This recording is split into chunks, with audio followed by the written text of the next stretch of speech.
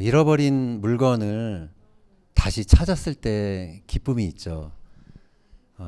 저희 아내가 하도 물건을 어디다 뒀는지 잘 잊어버립니다. 그래서 그것을 찾아줄 때 그 기쁨을 저는 종종 누립니다.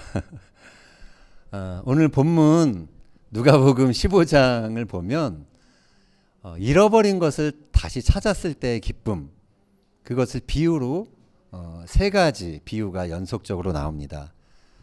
첫 번째가 어떤 비유죠? 잃어버린 양 한 마리를 다시 찾았을 때의 기쁨.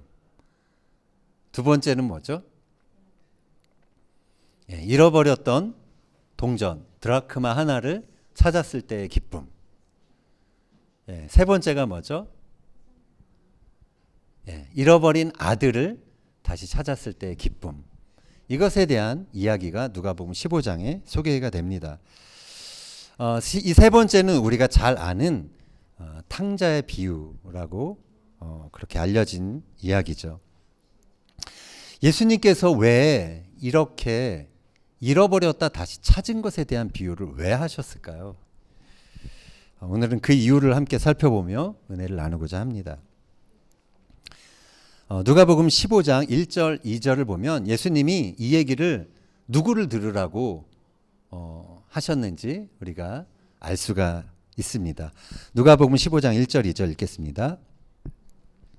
모든 세리와 죄인들이 말씀을 들으러 가까이 나아오니 바리새인과 서기관들이 수군거려 이르되 이 사람이 죄인을 영접하고 음식을 같이 먹는다 하더라.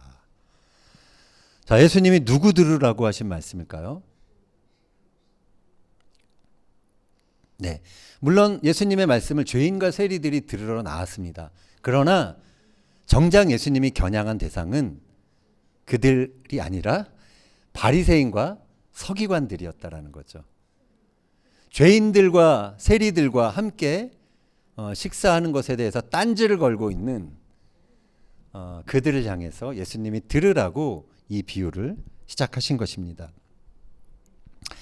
이 바리새인과 서기관들은 예수님이 왜 이 죄인들하고 이 우리가 정말 멸시하는 이 부류들의 인간들하고 그렇게 교제를 하는지 식사를 하는지 이해할 수 없었던 것이죠. 그들에게 죄인과 세리들은 하나님의 심판의 대상일 뿐이었습니다. 자, 그런데 그것은 하나님 아버지에 대한 그들의 오해였던 것입니다. 예수님은 그래서 그들의 생각을 고쳐주기 위해서 이 비유의 말씀을 하신 것이죠. 다시 말해서 잃어버렸던 죄인이 다시 하늘 아버지의 품으로 돌아왔을 때 그것을 하나님이 얼마나 기뻐하시는지, 그 잃은 자를 다시 찾는 것이 하늘 아버지에게는 얼마나 큰 기쁨인지 그것을 알려주기 위해서 오늘 이 비유를 하시는 것입니다. 이 비유를 우리가 좀 더 자세히 한번 살펴보겠습니다. 누가복음 15장 11절 이하 읽겠습니다. 또 이르시되 어떤 사람에게 두 아들이 있는데 그 둘째가 아버지에게 말하되 아버지여 재산 중에서 내게 돌아올 분깃을 내게 주소서 하는지라.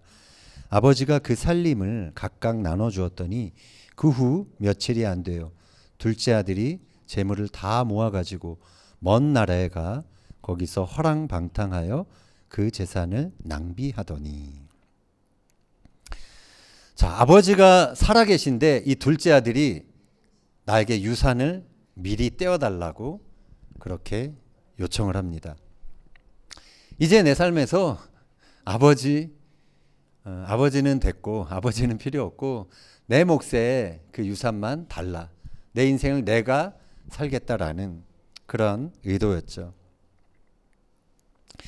앞으로 아버지와 상관없이 살겠다는 이 아들의 선언에 아버지는 묵묵히 재산을 떼어 그 요구를 들어줍니다.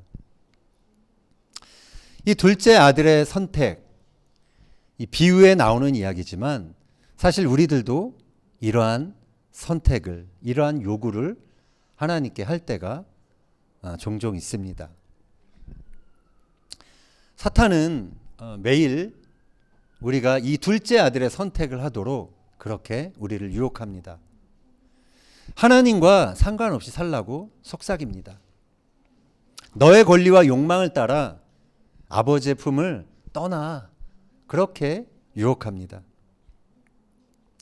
하나님으로부터 독립하면 보다 자유롭고 새로운 세계가 열린다, 그렇게 거짓말하는 것이죠.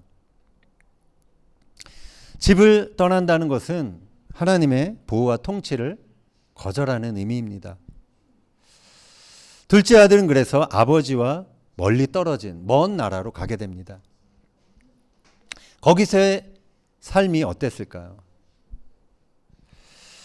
본문에는 그의 삶을 두 가지 단어로 요약을 하죠. 허랑방탕, 낭비. 그야말로 시간과 재물을 낭비하는 그러한 탕자의 삶을 살았던 것입니다. 자유를 찾아간 그 먼 나라에서 그가 경험한 것은 자유가 아니라 궁핍이고 다른 사람의 빌부터 사는 그러한 삶이었던 것입니다. 그는 삶이 힘들어지자 다시 아버지에게로, 아버지 집으로 돌아갈 것을 결심합니다. 그리고 결국 아버지의 집으로 돌아가게 되죠. 돌아온 아들을 보고 아버지가 달려가서 그를 맞이합니다. 멀리서부터 그 아들을 오기를 기다리다가 그 아들을 멀리서 바라봤을 때 달려가 맞이한 것이죠. 그리고 제일 좋은 옷을 내어다가 그를 입힙니다. 손가락에 반지를 끼워주고 그 발에 또 신을 신겨줍니다. 아들로서의 그 신분을 다시 확인해 준 것이죠. 인정해 준 것입니다. 그리고 살찐 송아지를 잡아서 잔치를 벌입니다. 아버지의 말을 우리가 한번 들어보겠습니다. 24절. 이 내 아들은 죽었다가 다시 살았으며 내가 잃었다가 다시 얻었노라 하니 그들이 즐거워하더라. 자, 여기에 아버지의 마음이 나오죠. 잃어버린 아들을 찾고 즐거워하는 아버지의 모습. 잃은 자가 다시 돌아왔을 때 그 기쁨을 이 대사에서 우리가 알 수가 있는 것입니다. 자, 그런데 이 기쁨에 동참하지 못하는 사람이 있었죠. 바로 큰 아들이었습니다. 큰 아들은 마음에 들지 않았어요. 이 상황이 화가 났습니다. 허랑방탕하게 살다가 돌아온 작은 그 동생도 못마땅했을 뿐만 아니라 더 화가 난 것은 이러한 동생에게 잔치를 베풀어주는 아버지, 그 아버지에게 더 화가 난 것이죠. 자, 그 큰아들의 말을 들어보겠습니다. 29절. 내가 여러 해 아버지를 섬겨 명을 어김이 없거늘 내게는 염소 새끼라도 주어 나와 내 벗으로 즐기게 하신 일이 없더니 아버지의 살림을 창녀들과 함께 삼켜버린 이 아들이 돌아오매 이를 위하여 살찐 송아지를 잡으셨나이다. 큰아들은 이 탕자인 작은아들과 그를 위해 잔치를 베풀고 있는 이 아버지에 대해서 이렇게 화를 터뜨리고 있는 것입니다. 자, 그런데 예수님이 이것을 비유로 말씀하셨잖아요. 이 비유에 나오는 이 큰아들이 누구라고 생각하세요?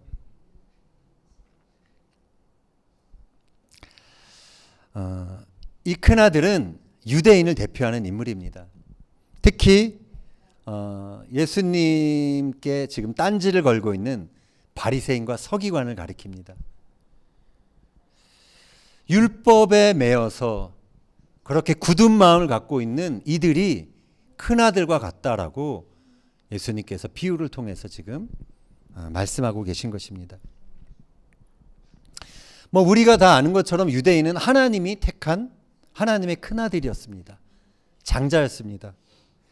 그들은 어김없이 누구보다도 하나님 가까이 있었고 하나님의 집이 그들에게 있었고 거기서 하나님의 명을 어김없이 살려고 애를 썼던 사람들이었습니다. 그리고 그들은 그 큰 아들로서 장자로서의 자부심이 대단했던 것이죠. 자, 그런데 여기 나오는 바리새인들이 언제 생겼는 줄 아세요? 바벨론 포로 이후에 생겨난 그룹이 바로 바리새인들입니다. 자, 이 자기의 민족이 너무나 수치스럽고 절망적이었던 바벨론 포로의 그 아픈 경험을 했잖아요.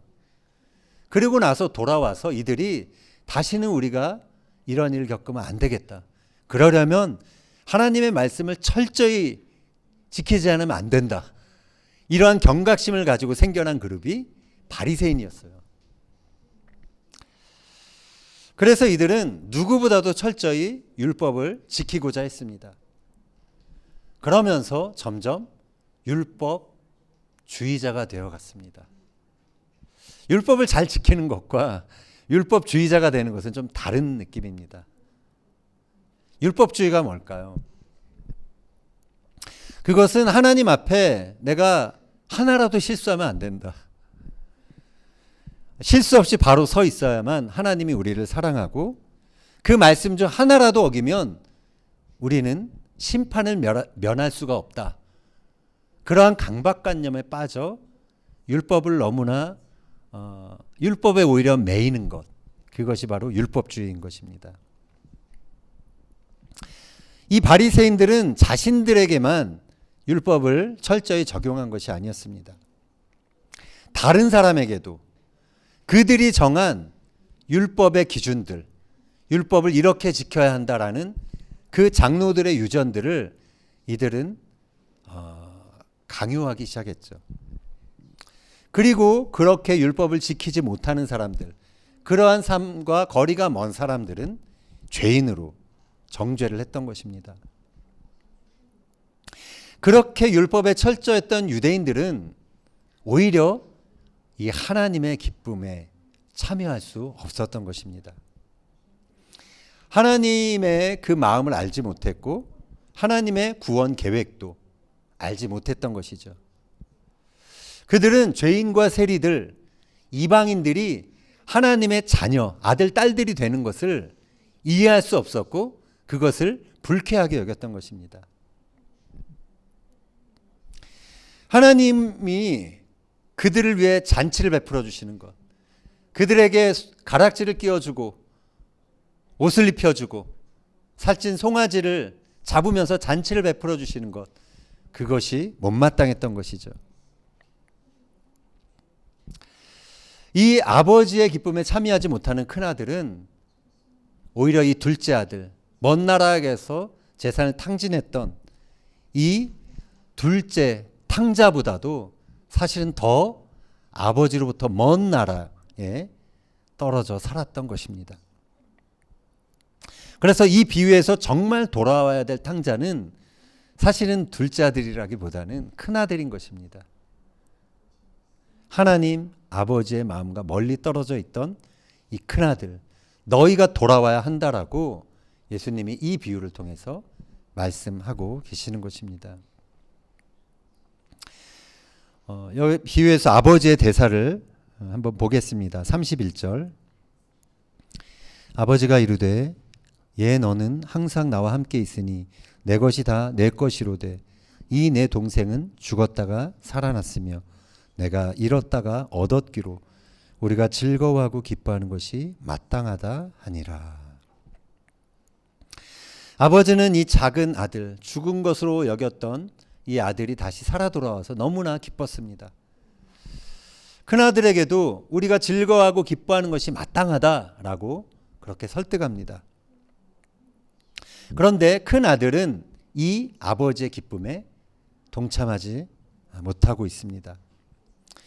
아버지가 자녀들을 기뻐하며 부르는 그 아버지의 노래 소리를 이 큰아들은 듣고 있지 못하는 것입니다. 하나님은 사랑이십니다. 하나님은 당신의 자녀들을 기뻐하시는 분이십니다. 하나님은 당신의 자녀들을 향해 노래하시는 분이십니다. 세바냐서의 3장 17절에 이 말씀이 있습니다. 같이 한번 읽겠습니다. 너의 하나님 여호와가 너희 가운데 계시니 그는 구원을 베푸실 전능자이시라. 그가 너로 말미암아 기쁨을 이기지 못하시며 너를 잠잠히 사랑하시며 너로 말미암아 즐거이 부르며 기뻐하시리라 하리라. 아멘. 당신의 자녀들을 향해 기쁨을 이기지 못하시는 하나님. 우리가 하나님을 생각할 때 어떤 하나님을 여러분들 생각하세요? 예수님께서는 이 땅에 오셔서 이제 공생애를 시작하실 때 하늘 아버지의 음성을 듣게 됩니다. 마가복음 1장 11절 읽겠습니다. 하늘로부터 소리가 나기를 너는 내 사랑하는 아들이라 내가 너를 기뻐하노라 하시니라. 아멘. 여러분이 이 음성을 한번 들었다라고 생각을 해보세요. 여러분들이 이제 커서 어느 정도 뭔가 이제 내가 하고 싶은 일을 하기 전에 이 하늘 아버지의 음성을 들었다라고 한번 상상해 보십시오. 예수님은 이 아버지의 음성을 깊이 그 마음속에 담아둘 수 있었습니다. 그랬기 때문에 예수님의 공생애가 결코 쉽지 않았잖아요. 배신과 핍박과 모욕이 따랐습니다. 그러나 예수님의 정체성은 흔들리지 않았어요. 내가 너를 사랑한다. 내가 너를 기뻐한다. 하나님 아버지의 기뻐하는 아들로 예수님께서는 이 땅에 존재하셨고 그렇게 살아가셨던 것입니다. 그래서 그 많은 핍박과 모욕과 인격을 모독하는 그러한 모진 핍박을 받았음에도 불구하고 예수님의 정체성은 흔들리지 않으셨다라는 것입니다. 그리고 예수님은 끝까지 그 자기를 기뻐하고 사랑하는 아버지를 위해서 살아가셨습니다. 나의 원대로 되기를, 나의 원대로 마옵시고 아버지의 원대로 되기를 원하나이다. 그 죽음의 잔을 앞두고서도 결국은 자기를 기뻐하고 자기를 사랑하고 있는 이 아버지를 위해서 헌신했던 것이죠.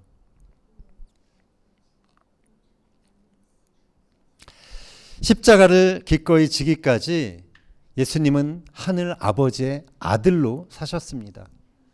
그래서 예수님은 그 십자가 위에서 다 이루었다 라고 고백하며 그의 사명을 완수할 수 있었던 것입니다.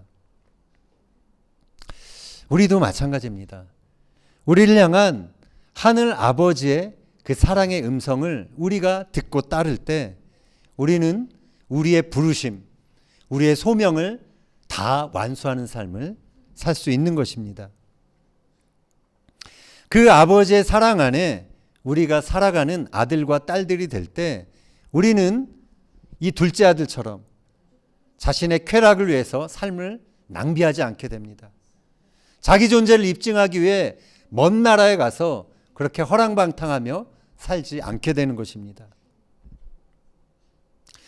또 우리가 이 하늘 아버지의 그 음성을 들을 때, 그 마음을 알 때 우리는 이 큰아들처럼 살지 않게 됩니다. 자기 의에 빠져서 다른 사람들을 쉽게 비난하고 다른 사람들이 그 아버지의 집에서 누리는 기쁨을 누릴 때 그것을 시기하지 않게 되는 것이죠.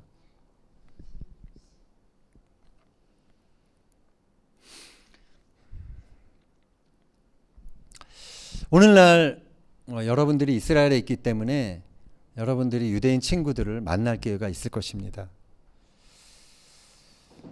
가끔 제가 그런 생각을 합니다. 유대인들 친구들 볼 때 이 누가복음에 나오는 이 큰아들과 같지 않나. 이 큰아들처럼 좀 화가 나 있지는 않나 그런 생각을 종종 하게 됩니다. 그들은 그들을 핍박하고 또 죽였던 교회의 역사를 생각하면서 하나님의 둘째 아들이라 할 수 있는 이방 교회들에 화가 나 있습니다. 유대인 600만이 죽은 홀로코스트를 경험하면서 많은 유대인들이 사실 하나님의 백성이다 하지만 그 속을 들여다보면 이 사람은 무신론자다. 의외로 무신론자가 많다라는 것입니다. 그들은 이렇게 생각합니다. 하나님이 살아계시면 어떻게 이렇게 참혹한 일이 우리에게, 우리 민족에게 벌어질 수 있었을까? 그래서 그들은 사실 하나님에 대한 원망으로 살아가고 있는 분들이 사실은 되게 많습니다. 그들의 마음은 딱딱히 굳어진 채 여전히 이 땅에서는 절기를 지키고 여전히 하나님의 계명들을 그들이 지키고 있지만 사실 그들은 하나님의 그 본심, 하나님의 그 마음과는 멀리 떨어져서 큰아들처럼 굳은 마음을 가지고 살아가고 있다는 것입니다. 누가 그들에게 아버지의 노래를 들려줄 수 있을까요? 유대인들은 하나님 아버지의 사랑을 확신하지 못하고 있습니다. 그래서 사실 그들의 마음은 하나님의 사랑보다는 하나님을 향해서는 두려움이 더 큰 것 같이 그렇게 보입니다. 이제 돌아오는 화요일에 신년 로시 하샤나가 시작이 됩니다. 유대인들이 새해 주고받는 인사, 샤나토바라고 간단하게 하지만 더 길게 얘기를 합니다. 샤나토바, 티카테브, 베 테하테무. 무슨 뜻이냐면 복된 새해를 위하여 그리고 당신의 이름이 생명책에 기록되기를 내가 원한다. 이렇게 축복을 합니다. 서로 하나님의 심판받지 않고 하나님의 생명책에 기록되기를 원하는 것이죠. 그래서 이들이 신년 새해부터 열흘간의 기간을 정해서 이 하나님의 생명책에 기록될 수 있도록 집중된 노력을 합니다. 그 열흘간의 기간을 야밈, 노라임이라고 부릅니다. 두려움의 날들. 두렵다. 이 기간 동안 잘해야 된다. 하나님께 잘 보여야 된다라고 해서 이들이 하는 것들이 있습니다. 유대인들이 하나님의 심판을 누그러뜨리는 것 세 가지가 있다라고 생각을 합니다. 그게 뭐냐면 테슈바, 테필라, ጼ다카입니다. 테슈바는 회개라는 뜻이고요. 테필라는 기도, 그리고 ጼ다카는 구제를 의미합니다. 그래서 유대인들이 신년 특별히 열흘 동안 회당을 자주 갑니다. 거기 가서 참회 기도문을 열심히 낭송합니다. 그리고 친구나 친지들에게, 가족들에게 또 내가 한 해를 돌아보면 잘못한 것이 있다면 사과합니다. 용서를 빕니다. 용서해달라고 요청을 합니다. 그리고 이 기간 동안에 이스라엘 전역에서 구제헌금이 가장 많이 거칩니다. 그들은 이처럼 신년에 내가 생명책에서 탈락되진 않을까 하는 두려움을 가지고 이렇게 회개와 참회의 시간을 보내는 것입니다. 그만큼 심판하시는 하나님이 두려운 존재로 이들에게 각인되어 있기 때문에 그렇습니다. 자, 그런데 얼만큼 회개해야 의인이 될 수 있을까요? 얼만큼 선행을 베풀어야 천국에 갈 수 있을까요? 신년에 이렇게 선행과 회개에 힘쓰는 유대인들을 보면서 매년 집단적으로 아까 제가 말했던 율법주의라는 옷을 입는 것은 아닌가, 매년 그것을 더 두껍게 갈아입고 있는 건 아닌가 하는 생각을 하게 됩니다. 물론 신년에 막 흥청망청 노는 것보다 자기 자신의 삶을 돌아보면서 회개하는 건 너무 좋습니다. 그거 자체를 제가 뭐 잘못했다라고 하는 거 아닙니다. 그러나 하나님의 구원의 역사를 바라봤을 때 구원은 전적인 하나님의 은혜라는 것이죠. 절대로 우리의 선행과 우리의 노력을 통해서 얻을 수 있는 것이 아니라는 것입니다. 우리는 다만 하나님의 은혜로 구원받은 죄인일 뿐인 것입니다. 로마서 3장 28절 읽겠습니다. 그러므로 사람이 의롭다 하심을 얻은 것은 율법의 행위에 있지 않고 믿음으로 되는 줄 우리가 인정하노라. 하나님은 다만 유대인의 하나님이시냐 또한 이방인의 하나님은 아니시냐 진실로 이방인의 하나님도 되시니라. 아멘. 하나님께서 이스라엘 백성을 장자로 삼으신 것, 거기에는 목적이 있었습니다. 탕자와 같은 이방인들을 구원하기 위함이었습니다. 그러나 이스라엘 백성들은 그들이 장자이면서도 이 하나님의 구원 계획을 알지 못했습니다. 이방인들을 구원하는 이 하나님에 대해서 오히려 언짢아했고 그것을 싫어했습니다. 잃어버린 작은 아들을 되찾아서 너무나 기뻐하시는 그 하늘 아버지의 그 노랫소리를 이들은 듣지 못한 것입니다. 로시아샤나의 신년의 나팔이 울릴 것입니다. 쇼파르의 소리를 여러분들이 듣게 될 것입니다. 우리가 그럴 때 이 나팔 소리를 들으면서 우리가 기억했으면 좋겠습니다. 하나님은 우리를 물론 마지막 심판이 있지만 벌 주시려고 그렇게 기다리시는 그런 하나님이 아니라는 것입니다. 아들을 내어주기까지 우리를 사랑하시고 우리가 돌아오기까지 두 팔 벌려 기다리시는 이 탕자의 비유 속에 나오는 그 아버지가 바로 우리 하늘 아버지라는 것입니다. 유대인의 신년에 우리 모두가 이 아버지께 돌아오는 그 은혜가 있기를 예수님의 이름으로 축원드립니다. 자식을 잃어버리지 않고 모두가 한 상에서 그렇게 잔치하는 것, 그것은 하늘 아버지의 바람일 것입니다. 죄인이었던 우리에게 하나님 아버지는 새 옷을 입혀주시고 또 잔치를 베풀어 주셨습니다. 그런데 이 구원이 우리 이방인들에게 충만히 임하기까지, 충만히 이루어지기 위해서 하늘 아버지의 장자들은 지금까지 이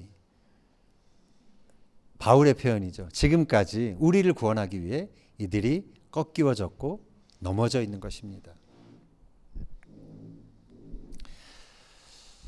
그래서 우리는 이 장자된 이 이스라엘 민족에게 사실은 빚진 사람들입니다. 우리의 구원, 우리가 아버지의 품으로 돌아오는 그것을 위해서 이들이 대가를 지불한, 그래서 우리는 이 이스라엘이라는 민족에게 빚진 사람들인 것입니다. 그래서 먼저 장자된 이 아들들을 일으켜주는 것, 잃어버린 이 큰아들, 이들을 다시 찾아내는 것, 저는 그것이 오늘날 우리 이방 교회인 우리들의 사명이라고 믿고 있습니다. 바라기는 이들에게 하늘 아버지의 사랑의 노래를 들려줄 수 있는 저와 여러분, 그리고 교회와 성도가 될 수 있기를 예수님의 이름으로 축원합니다.